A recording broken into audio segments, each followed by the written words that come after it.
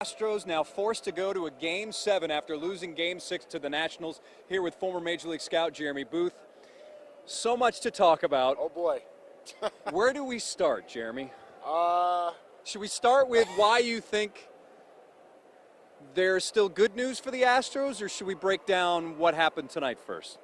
I mean, I think we got to talk about tonight before we get to tomorrow. I'll say this.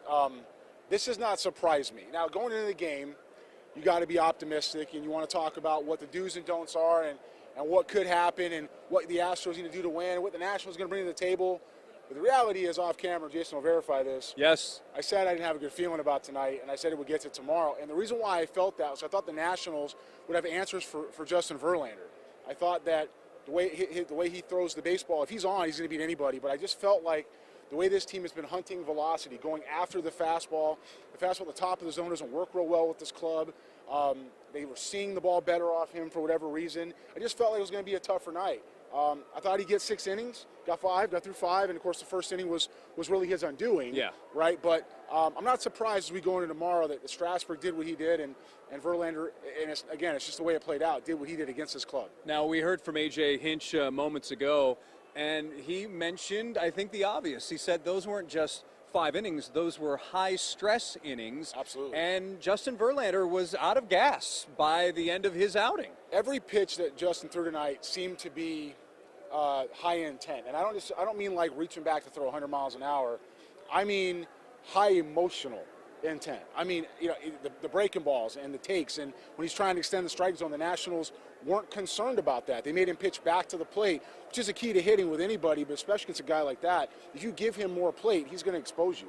And they didn't do that. They made him pitch back to the strike zone. Now, look, he didn't throw bad.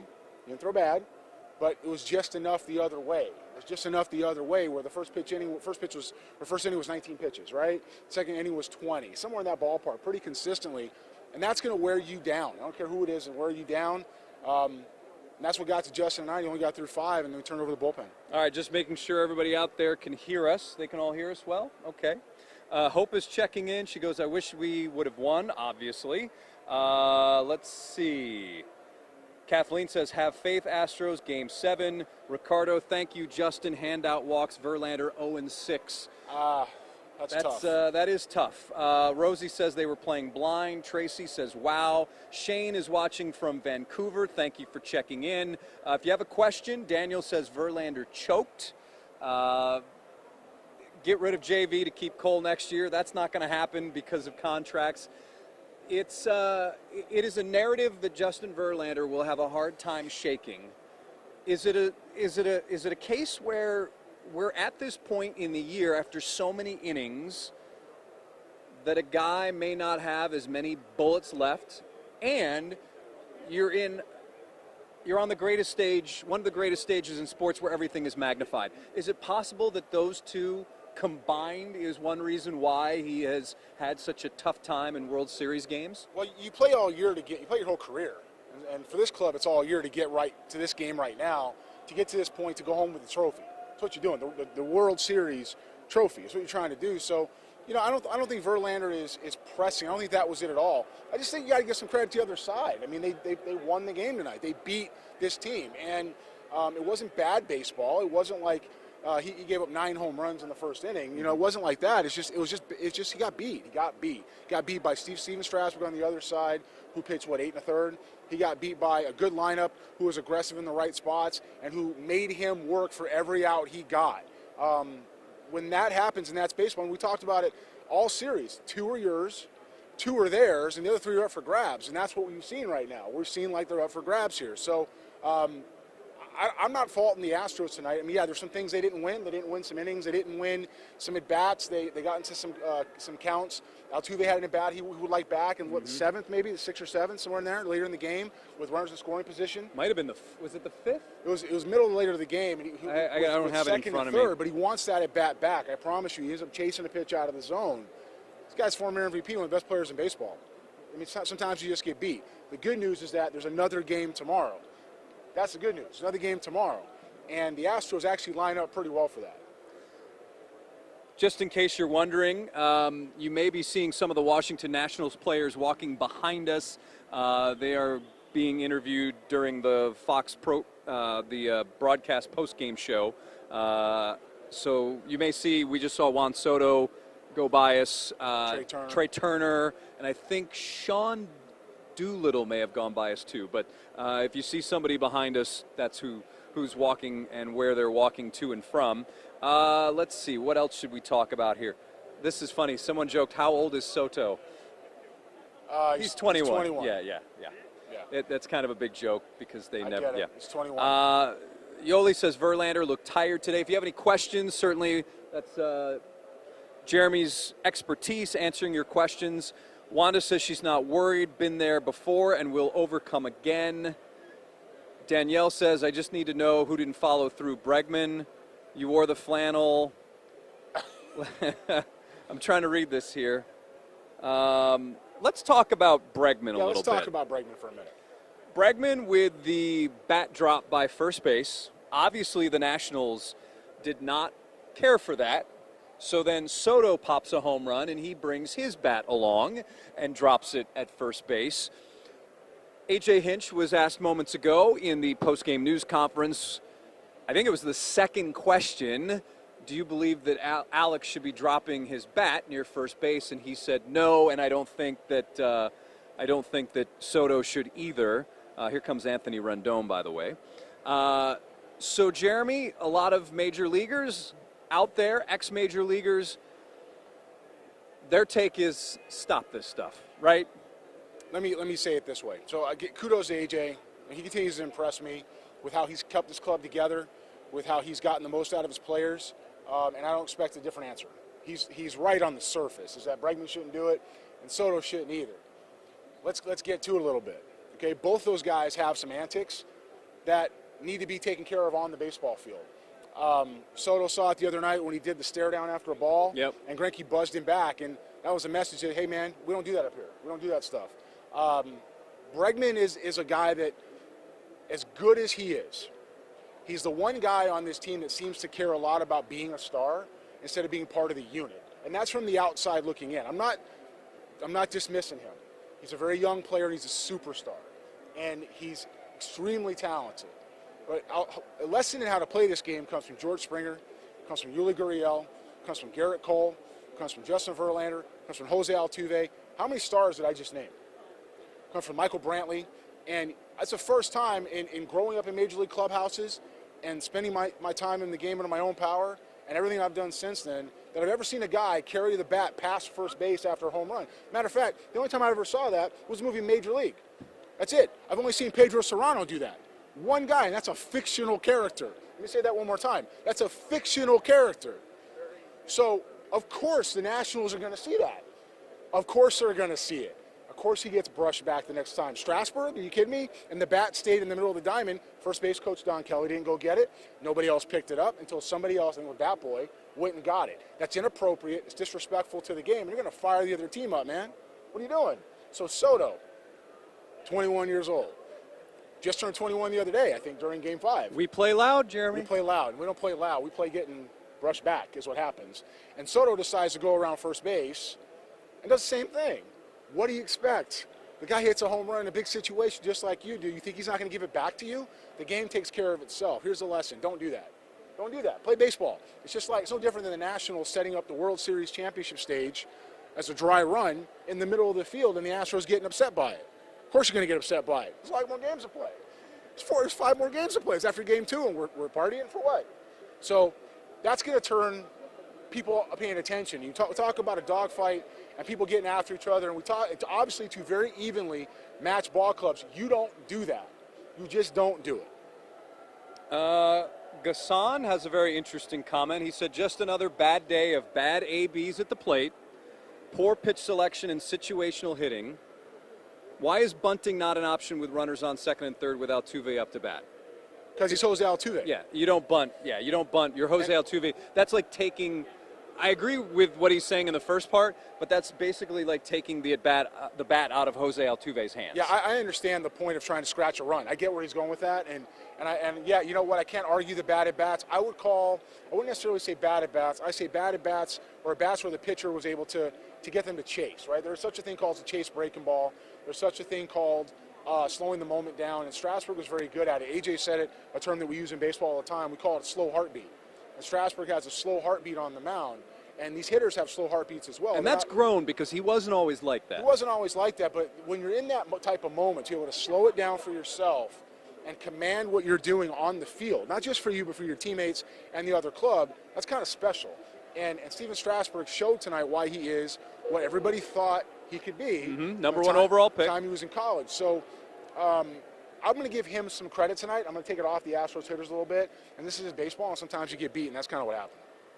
A lot of Debbie wants to know, can we call the last game on the broadcast? No one's asked us. There's been some people asking me offline, but I haven't been able to say that. Yeah. There's some comments regarding the broadcast team on the national television broadcast. Dorothy says, glad the Nationals won tonight. Kara, I'm a wreck over this series. Come on, Astros. Let's do this in Game 7. Lot of joking around about Soto's age. That's good. Home field advantage, not an advantage in this series. What home field? It's not an advantage, isn't that? It's so bizarre. But here's the thing. The Astros losing this game is not, you had your reasons. Here's another possible reason. History was actually against the Astros. When you look at teams with a 3-2 edge, I think there's been 66 World Series games where it was a 3-2 series lead. You go to Game 6. And the team ahead only won 38% of those games. So in some ways, history was almost not on the Astros side to begin with tonight, but that's neither here nor there. Let's see. Ashley says, I guess Astrodamus was wrong tonight. Yeah, I think his 15 minutes of fame are up. I know Brandon. Yeah. Okay, I know Brandon personally, and he's a good guy. He is a good guy. He kind of rolled with that a little bit. Yeah. You know, if the Twitterverse had given him an extra day to come up with a prediction, he might have had this one figured out. I actually talked to him before I came to the ballpark here and told him it was how funny that was last couple of days. Now, Debbie has a very interesting point about the whole Bregman celebration. He says she says Bregman was trying to fire up the team. Maybe, but she says it's no different than Carlos putting his hand to his ear. Well, it is, and here's why. And I understand where you're going with this. You're talking about celebration, and you're talking about motivation and playing with energy and emotion, and we certainly don't want to take that from people. But Correa's home run was the end of the game, was it not? That one was, yeah. When he put his hand to the ear, it was the end of the game, and that's. But I think he also, the one at Nats Park, did he do that as well or no? And here he did it. He did it here. Yeah. And I think that was the end of the game. And Bregman was in the second inning. First inning. And you know, while Correa's at the end of the game, and it's one of those, I guess, with the we play loud thing. It's one of those, you know, the crowd, fire the crowd up, using the home field. You got 8 more innings of baseball to play when Bregman does his, and I'm not kidding. That's the first time outside of a movie I've seen anybody take a bat past first base. I mean. I think, truthfully, Alex got caught in the moment and forgot to drop the bat. I think he just forgot. I don't know how you forget to do it, but I think he forgot to do it. Yeah. And by the time he realized he had it, you know, he tried to hand it to Don Kelly, who rightfully so is like, what are you doing? Like, why do you have the bat in your hand still? So it's a youth moment. He's certainly not less of a professional from it, but I promise you the players in the Astros clubhouse will take care of that. All right, so Ryan is checking in, and we don't have the benefit of listening to what's going on in the clubhouse right now. Right. Matt Musil is doing that for us. He says Bregman apologized, said his emotions got away from him. So that goes along with what you were saying. Yeah, it's just part of being young and in the moment. You know, again, there's going to be a bunch of GIFs made of this. There's going to be a meme somewhere. There's going to be some phrases. You're going to see this tweeted again and again on Twitter. Major League Baseball actually loves what was going on. They were tweeting it out, posting it on social media. This is what this guy does. Here's what the next guy does. It's entertainment, and that's why they're going to love it, Jason. It's entertainment, but I'll say it. Being in, you are a much different. Well, listen, you're an insider. You're an insider. That's fair. You are in this circle that most of us will never be in. So that's why I think. Let me say it this way. Okay. The entire galaxy, the solar system, was talking about that, and it was like, what are we actually doing? And so I'm glad that Alex had the presence of mind to apologize for it. I promise you, all those guys that I mentioned that are superstars that don't need to play that way said something to him. Make no mistake, this very easily could be Jose Altuve's team if you want to give it to somebody. It's just his club, okay? They'll never do that because none of them have enough ego to get there. If I'm not mistaken, it was Altuve talking to Bregman. So there was a shot on the broadcast where Jose had his arm over Bregman's shoulder. Don't know what was said After that but play. I'm guessing. Yeah. I think if you had to surmise what was being said, Hey, kid, we don't do that. I have to believe that there was some conversation about that. Yeah, That would be my guess. The clubhouse is going to take care of Because itself. Altuve has done that before. One time, Lance McCullers Yeah. had a little bit of, showed some displeasure, disappointment over a play at first base. I believe it was Yuli Gurriel, and Altuve took care of that with McCullers in the clubhouse or in the dugout, and McCullers afterwards said, I was totally wrong and I shouldn't have done that. So, we don't think of Jose, I don't think we look at Jose as being a policeman in many ways, but he's a professional. The great ones just tend to be great, and Yeah. Alex is he's still a young player, and he has some things to learn. At some point, the baton will be passed to him. I don't know if it's going to be here or what the case is, because Altuve's locked up long term, but this is Jose Altuve's club, and if you listen to all the players around him, it's always about what Jose brings to the table, leadership-wise, approach-wise. It's his team, and that, it's not, AJ doesn't go for that. That's not how the game goes for it. When I tell you that my phone was exploding, It was. from people I was like, right next "What to it. was that?" Yeah, I mean, it's just part of it. So he's going to get that taken care of. That won't happen again. All right, so 7-2, the Astros fall. Jason Bristol here with former Major League scout Jeremy Booth. Leon, thank you for bringing me to our next topic. So was it out or not? And I'm guessing he means the play at first base, which was pretty bizarre. The fact that it stopped the game for that long, they reviewed it. So, Jeremy? Sergio, you're working with me. You knew right where I was going, didn't you? All right. You want to go? Okay. No. Go out and show. Go. Okay, so let's still go to first base here. All right, Sergio, you can see that? Sergio looked at me and he knew where I was going to go with it. You see first base out here? If you guys can't tell because of the angle, first base is in fair territory.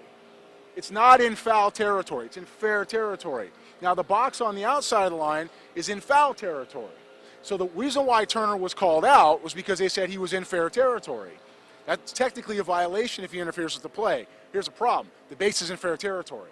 That play never gets called unless it changes the angle of the throw or it's obstructing somebody's view. That wasn't the case here. So he's running down the line.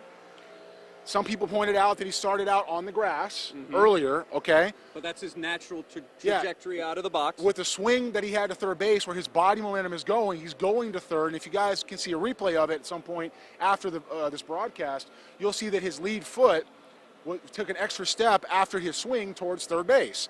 His momentum's already going that way. He's got to correct himself, run down the line, and Trey Turner's one of the fastest runners in baseball. He's got to correct himself. He's on the grass. By the time he's halfway down the line, that's under 4 seconds, by the way, guys. It's under 4 seconds from contact. He is halfway to first base before he gets back on the dirt. That's just because he's that fast. So we can't penalize the guy for being a good athlete. Then he's in the line, and by the time he hits the bag, he's in fair territory but not obstructing Gurriel's view. That is an absolutely terrible call. Now, I understand by the letter of the rule that that's technically what it needs to say. You don't see that play called ever unless, again, it's obstructing the throw. That's a bad call, and second of all, it's not reviewable, so there's no reason for the delay. It's a judgment call. What ends up happening there is the Nationals are fired up, rightfully so, because it should have been second and third. You have a delay then, which I believe Will Harris had just come in the game, right? You have a delay then, Will Harris comes in the game. He's got to sit for a non-reviewable call while they're looking at something in New York. They can't even get the umpires on the phone there, or reviewable people on the phone, okay? And then you got a home run to Rendon. You can't draw that up any worse than that. From start to finish, that was a bad play. So for the fans watching this at home, the Astros got away with one right there. They got lucky.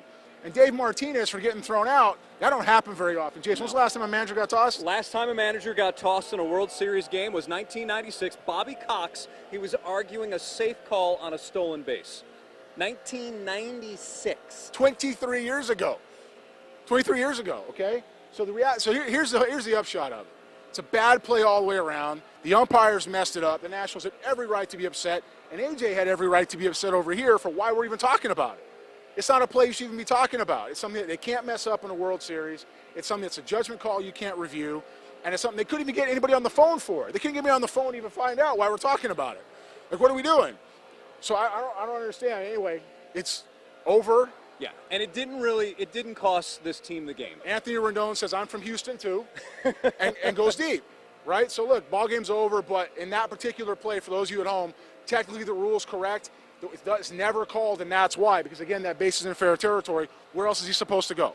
Think of, and I think someone texted you, they're like, what are they gonna do? Are they gonna make this like softball where they have the orange base to run, right? Let's say run this. Through? There were some colorful text messages going around about that, and you know, I got to tell you, I love my circle. It's got some really good people that really engaging, really smart people involved in this game.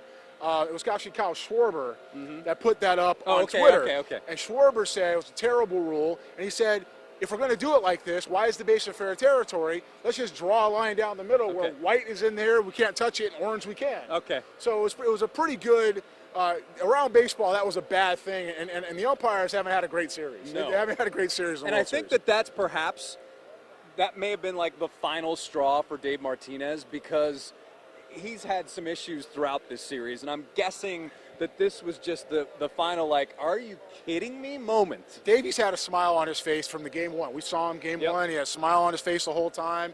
He's nodding to everybody. He's shaking hands. He's just such a professional guy. Very well to liked. see him lose his mind like that.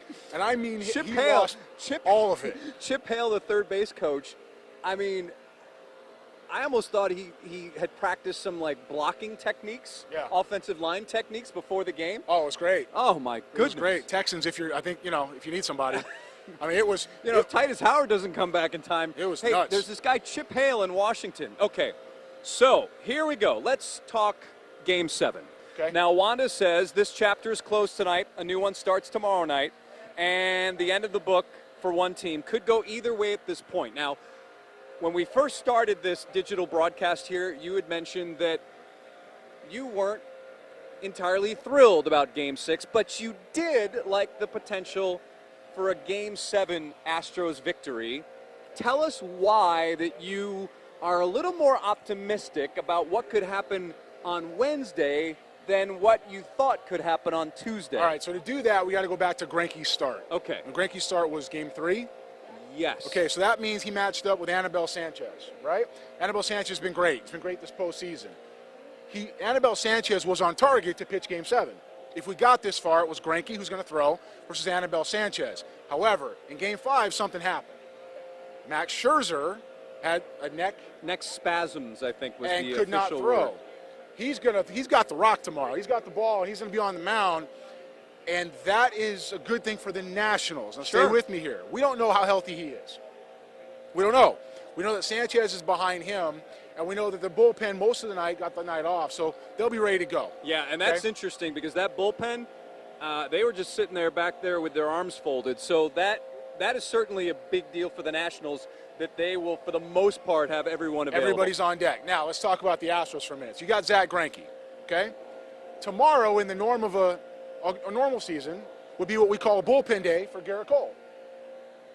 7th game of the World Series. So explain what a bullpen day is. So bullpen day is Garrett Cole is going to go out. He's pitched 3 days ago. He's got 2 days rest. He's going to go out and he's going to throw a bullpen to get himself ready for his next start. In this situation, there is no next start. And in the postseason, we've seen starters turn around and pitch out of a bullpen in a situation to help the club win. Zach Greinke's a touch and feel type of guy. Garrett Cole is a power guy with effective stuff. I'm not saying you could see Garrett Cole for 70 pitches, but you could see Garrett Cole tomorrow behind Zach Greinke. Beyond that, Osuna hasn't touched the ball. Urquidy's earned a spot to pick the ball up now and be in a good situation. You could roll out tomorrow with Zach Greinke, Joe Smith, with Zach Greinke, Garrett Cole, Jose Urquidy, probably and Roberto see Will Osuna. Smith, right? At some point. Will Harris. Will Harris. I know. See the Fresh Prince tomorrow at some point. I'm sorry, I had No, it's to. okay. We should call him that next time, the Fresh Prince, because I do it too. you might see all of this tomorrow, but either way, you've got 4 arms that can get the ball tomorrow in the last game of the season. If I'm the Astros, I'm feeling really good. Greinke's kept those guys off balance. Cole is Cole. Osuna's Osuna. And Urquidy's through 5 innings at 67 pitches. He had the best start of any Astros starter in this playoffs, this World Series. Yeah, and it could have very easily gone beyond that. So you're in Game 7, and you've got it lined up pretty much the way you want to draw it up if you had everybody healthy and on deck to do it. The lineup's a lineup. The lineup's a lineup. You won't see any wasted pinch hitter bats tomorrow. You're going to see guys play. You're not in a National League ballpark, you're in an American League ballpark. And if I'm the Houston Astros, I feel really good about tomorrow. It's all on the table. There's no stress anymore. Yeah, it's going to be emotionally exhausting, but there is no more tomorrow after you start the game. That's it. So I'm feeling pretty good if I'm Houston. All right, so it appears that it will be Max Scherzer against Zach Greinke. Greinke has been in the postseason. So why do you think, you told me actually when we were getting ready to come onto the field, you said Greinke looks like he's locked in already. They were showing him on the broadcast. He's so cerebral with what he does. They flashed a shot of him in the dugout. I feel like I've seen a few players in my lifetime. A few? And we had Zach in Milwaukee when I was there. Well, I can say he's an interesting cat and feel pretty comfortable with that. He's an interesting guy. The look on his face was like, we can start it right now. He was ready to go tonight. He was ready to get after it. So he was breaking him down. He's picking apart every pitch. He's developing his game plan. He's faced these guys once. It was almost like, now it's my turn. This is why I was brought here, to pitch in this game, and I'm going to do everything I can to do to win. I feel really good about his mental state. He's going to go home. There might not be, and this is no disrespect to Verlander or Cole or anybody else who preps himself game-wise, a better prepared pitcher to take the baseball than Zach Greinke. He is that focused on what his job is when he goes out there every 5th day. So I feel pretty good about him getting the ball tomorrow. I also feel good about what's behind him. If I got to go get with a different look type of strategy, so after Zach Greinke, I got 90 miles an hour, I got a breaking ball, I got some soft contact, got some hard contact I'm going to give up. I got to go get Garrett Cole for an inning and a half or 2 innings. I'm feeling really good behind that. So Zach Greinke's going to do well tomorrow. He's going to get the ball. He's going to do just fine. So there you go, Astros fans. Former Major League scout Jeremy Booth breaking it all down, and that's a pretty good scenario if you're an Astros fan. You should like what he just said. I feel pretty good about Game 7.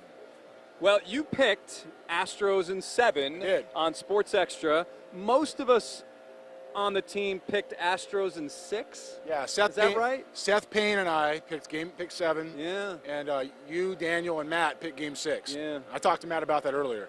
Oh, I'm sure you did. Yeah, I did. I think, let's see, Yvonne, Christopher, Wanda, Debbie, Linda, Catherine. Boy, there is not a lot of love for a certain play-by-play announcer on here. I think I know who you're talking about. Yeah, all right. I've heard the initials before. We both have heard the initials we both before. Have. We both Yeah, have. imagine that. Not only do we have the same initials, we have the same. I promise you we're not trying to do this. And then when we're on the road, we have our gray puffy coats. Yeah, I promise you. I got, so they lost my, can I tell them the story? Yeah, they go lost ahead. my suitcase going to D.C., and they lost my suitcase on the way back. Ooh. So I had to kind of get what I had out of the closet, and it just so happened to match you. Yeah. I promise you tomorrow this will not happen. And I guarantee you, you will not be able to match the shirt I'm going to wear tomorrow. I guarantee you won't. I'm going to wear a tank top. Oh, I'm going to wear a tank top. Not some allowed. shorts, Look and a on the New back Balance of your sweater. press credential. Okay, No all right. tank tops Well, allowed. Can I wear a New Balance sweater? You have done that before. I've done that before. All right, everybody. I got an orange tie in the closet somewhere. If it's that deep into the closet, it's probably like this wide. I got somebody Right? that gives me. It's probably like a 1980s tie. I got somebody that gives me a really hard time about wearing ties. Tomorrow I might break out a tie. Yeah. I might get the white shirt and the black suit and orange tie just to be different. Oh, here's something I'm sure you haven't heard before. What? That guy looks like Jason Taylor. Never once. Never once in my life. That's the first time. It's kind of like Bregman with the bat. It's first time for everything. Thank you, I guess. Jason's a strong former defensive end. Jason Taylor. Hey, listen, there's worse people to look like than Jason Taylor. Taylor's a former pretty good football player. Yeah. Okay. Debbie says those that picked us in Game 6 didn't know about the next screamed spasms. the name right there. Yeah, they're screaming. In online world, when it's in all caps, we're screaming. All right, everybody. I think that's going to wrap it up. When we start talking about Jeremy's luggage and Jason Taylor, I think it's about time to wrap this puppy up. Okay, so Game 7 tomorrow night. Somebody's going to be celebrating. Absolutely. We shall see who it is here on the field at Minute Maid Park. So for Jeremy Booth, I'm Jason Bristol. Thanks again for joining us once again from Minute Maid Park as we break down the World Series as only we know how.